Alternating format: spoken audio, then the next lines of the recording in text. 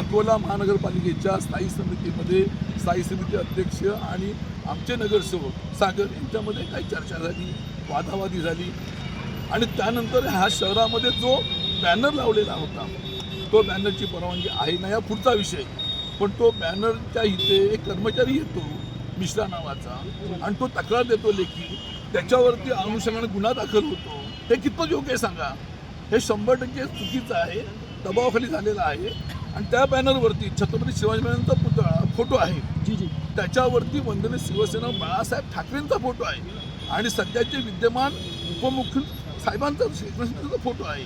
अशा परिस्थितीमध्ये अशा तऱ्हेचे या प्रशासनाने विचार करायला पाहिजे होता. त्यांना आम्ही सांगितलं आहे, त्या ठिकाणी आमचे सागर मुलं आहे त्यांना त्या कर्मचाऱ्याने धक्काबुक्की केली. त्या कर्मचाऱ्याने तिचे पैसे मागितले, पैसे तुम्ही दिला तर आम्ही हा विषय संपवू आणि म्हणून आम्ही तक्रार दिलेली आहे. त्याच्यावरती त्या कर्मचाऱ्याला गुन्हा दाखल नाही तर 2 दिवसामध्ये आम्ही आंदोलन करू. 2 गुन्हा होत नाही, अटक होत नाही, तोपर्यंत आम्ही आंदोलन थांबवणार नाही हा इशारा दिलेला.